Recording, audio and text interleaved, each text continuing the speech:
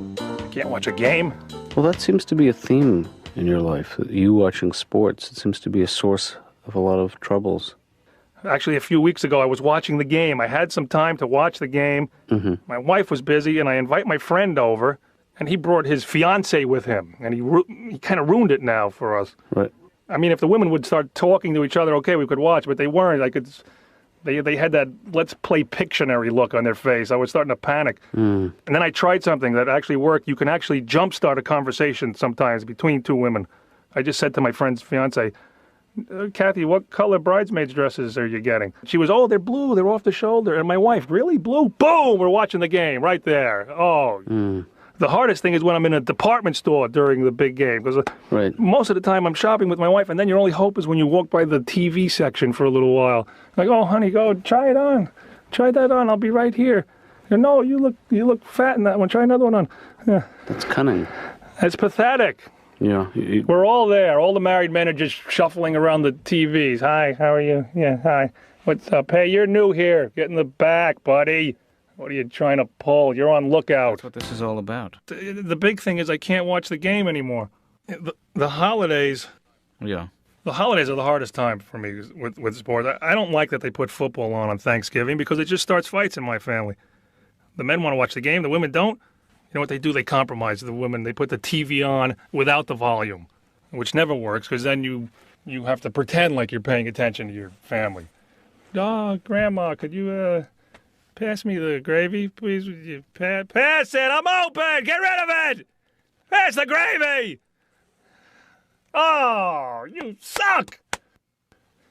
I'm not going to shut up. We should have got rid of her last year. Look at her. She's a loser. I can't watch a game. Today I was driving behind this truck that I thought this was amusing. It had one of those how's my driving stickers. And it said, how's my driving? If you have any complaints or compliments, call the company. Which complaints I can understand, but compliments. Who does that? Whose life is that boring? I thought I had a sad life. Tell me who's on the phone going, yeah, listen, I saw truck number 42. He backed into that loading dock. He's a genius, that man. He did a U-turn and I wept. Could I get on the mailing list for him? I don't know how to buy food.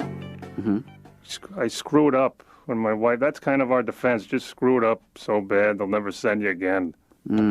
That's what I do. Oh, honey, they were out of celery, so I got a hammer. And that works? She gave me a list and she gave me coupons. Why do they do that to us, doctor? That's what puts us in therapy. We can't handle coupons. There's no man that secure. No man. There's no man who's that secure with himself where he can look a registered girl right in her eye. Well, hey, I believe it's 20 cents off the Cocoa Pebbles. Slow down, lady. 20 cents. Shut up, I'm having a coupon problem. Mind your business. Your milk is leaking, you schmuck. We can't do that. We're men, we're idiots, we're stupid. We're insecure and we know it. Right. We have that macho image. You can't even hold the door. You ever watch that? You ever watch a man when he's holding the door open for a woman and then another man is trying to get in right behind her? Can't do that. You can't hold it for him. The most you can do is give him that little, there you go, flip. Here, I'm not going to hold it. I'll get you started. Get away from me, you weirdo. You want to talk about my wife? Okay. It's our anniversary coming up. Hey, congratulations, Ray. How do you celebrate? Do you do something special? It's less and less every year. It's just a card now, that's all. Really? Card. I heard you. We're just too tired. I like when I have to buy a card for my wife because then the men usually like that because the card can express things that we can't. That's how I shop for a card. I read it, and if I could say it, I'm not going to pay for it. I look at the card. Oh, I could say that if I had to. If I was drunk, I would say that. When we drink, we get a lot more demonstrative. Yeah, cops could give a drunk driving test that way. Just pull the guy over. Sir, how's your marriage? I love my wife. You're under arrest, son, that's all. Put the balloon down. Now, you didn't go into this marriage thing blindly, you know. Somebody should have told me, son. You should live together first. That's what you should do. I didn't know what to. You know why? The first day you move in, you realize I had no experience. I came from my parents' house. Right. The first day is crucial because you make the choices that don't seem important. Like, what side of the bed do you want? Right. Oh, that seemed like it was trivial at the time, but that's my side for life now. I blew the call. I didn't look at the TV angle. No, you don't think about those things. You know what I did? I went with my childhood instinct. I took the side that was away from the door in case the boogeyman comes in. I factored that in. All right, the boogeyman will get her. I'll be in my spaceship by then. Because I know what I want. 4 hours. Who are these guys who need a room for 4 hours? They think they do. That's the way it is. It's always that way with sex. You're in the 4-hour mode when you start. You know, you're like, oh, this is gonna be a marathon. Oh, I'm gonna wear a number on my back, and people are gonna have to bring me cups of water. And it never ends up because it's always pacing. That's what it is. That's my problem. My pacing is off. Because I start in the 4-hour pace, but something, you know what it is? You always go that one move too far. And then you try to save it. No, don't move, honey. Freeze. You moved. You moved. It's not my fault. Come on. You clearly exhaled.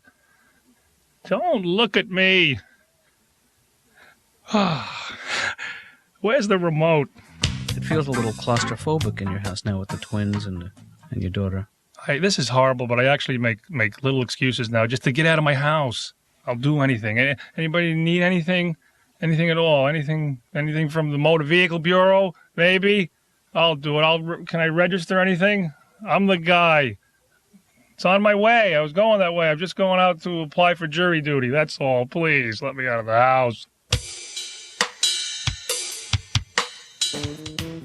Yeah, she would overfeed everyone. I used to tell my friends when they came over, look, when you're done with the meal, my mother's going to try to give you more. All right, be careful. Be very careful. Don't tell her you want a little more because she'll give you a lot. Tell her you're not even hungry. Boof, you'll get a little bit more. Mm-hmm. And if you don't want any more, shoot her. Shoot the woman. Don't wait. None for me. Oh, you take a little. I don't think so, Miss Romano. Put it back. Put it back in the bowl. Now hand the spoon to Ray. Nice and easy. Get your hand. She's got a cannoli in her apron. Shoot her. Shoot her and land one. Don't graze her. That'll piss her off. She'll take a bullet and keep coming. Oh, I warmed it up. And she won't go down. She'll flip it to your aunt. There's always a fat ant backing her up somewhere. Go get him. He's a runner. It's like Planet of the Fat Ants in my house. Hey, Ray. You know what? I have a few phobias that have perked up since the last time. Yeah. I have spider phobia. You know, is that common? Not unusual. Yeah.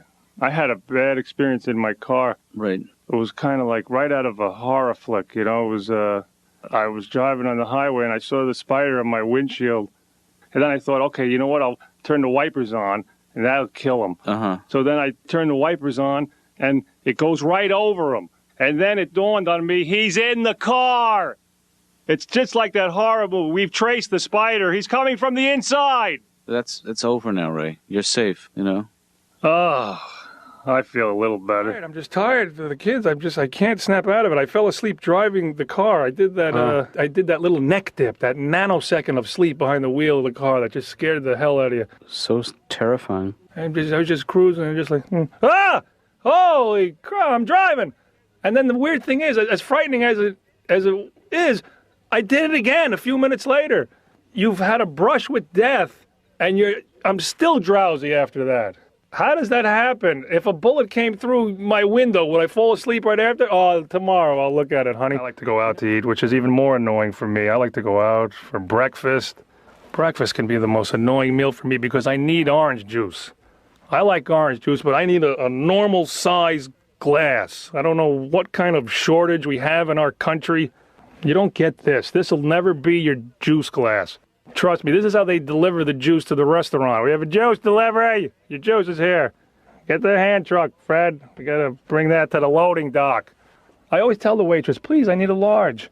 Large. Jumbo juice. I don't know how to stress that anymore. No matter what you say, it's a thimble of juice. My wife ordered a small once.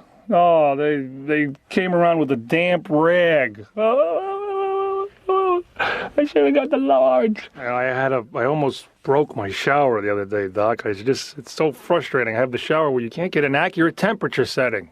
My shower will be too cold, so I'll turn it just a millimeter. That's all. Just being too hot right there. I've done nothing wrong.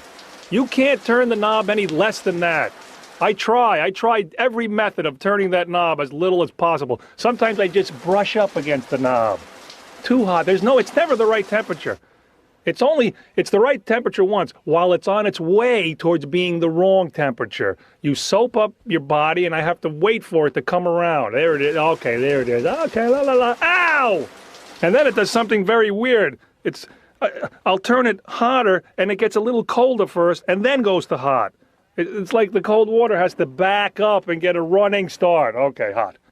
You were the noise checker, is that right? Noise checker and bug killer. Oh, you got promoted.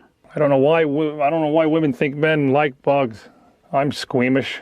The other day my wife screamed and I ran up to the bathroom and this thing frightened me. I've never seen a bug that large. It was gross. But we had a huge bug. It had graffiti on it. It was one of those rare bugs and she's hysterical. You kill it. Don't look at it. You kill. And I don't care how brave you are. You don't just rush in and kill a bug like that. You got to plan it all out. You got the whole way. What if I swing and miss? Huh? I don't know if he has the gift of flight, for one thing. And then she told me spray it. Most women think any aerosol can kill a bug. Hairspray, deodorant, she's telling me. I've killed bugs with deodorant. Yeah, I'm trying to kill a monster with deodorant. And all I could find was the roll-on. No, this crap ain't working.